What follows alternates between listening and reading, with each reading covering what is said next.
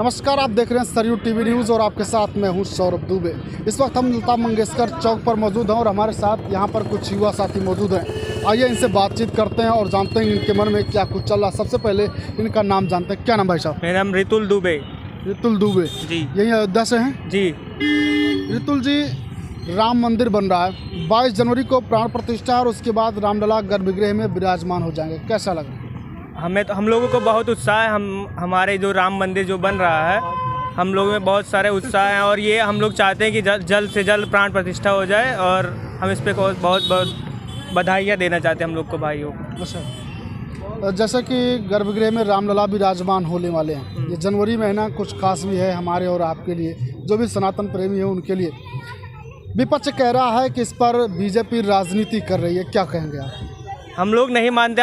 हम ये मानते हैं कि हमारे रामलला जल्द से जल्द विराजमान हो और हम इसके बारे में वो बहुत नहीं कहना चाहते हैं।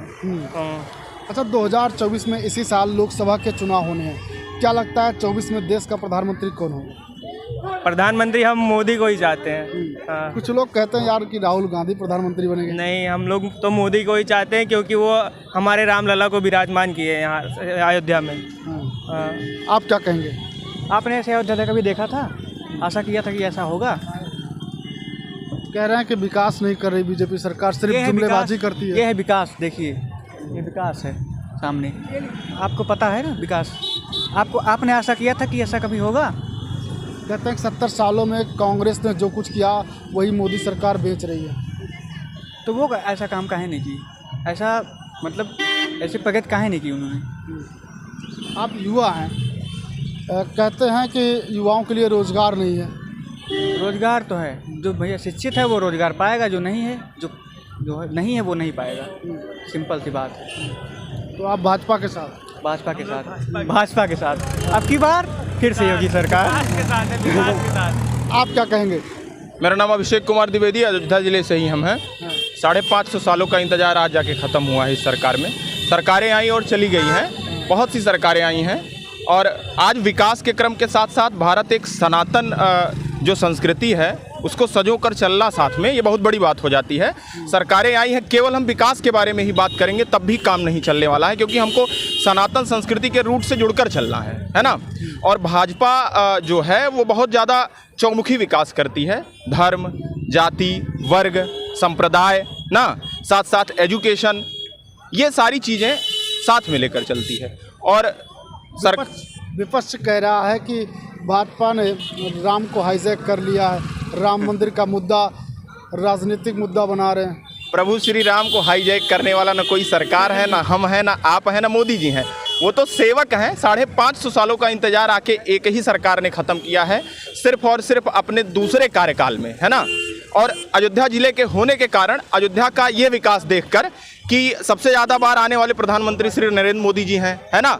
और उत्तर प्रदेश खास करके ऐसे राज्यों में अग्रगणी रहा है जहां से आगामी प्रधानमंत्री और भूतपूर्व प्रधानमंत्री लगातार हुए हैं, श्री अटल बिहारी वाजपेयी, श्री नरेंद्र मोदी, है ना।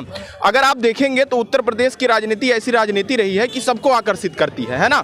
और उस उत्तर प्रदेश में हम अयोध्या जिले से बिलोंग करते हैं, ये बहुत बड़ी बात हमारे लिए हो जाती है। उत्तर प्रदेश की बात कर रहे हैं तो अखिलेश यादव उत्तर प्रदेश के सीएम रह चुके हैं, कहते हैं कि इस बार भाजपा को यहाँ पर सीटें जीतने नहीं देंगे, 80 की 80 सीटें हम जीतेंगे।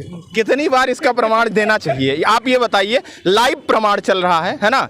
जिला पंचायत का चुनाव हो या फिर मतलब छोटे स्तर से आप चुनाव ले लीजिए और बड़े स्तर तक जाइए, कहाँ पे कितनी सीटें निकल रही हैं। अभी जल्दी में ही 2 राज्यों में सरकार बन गई भाजपा की, बिना लोकप्रियता के बन जाती है।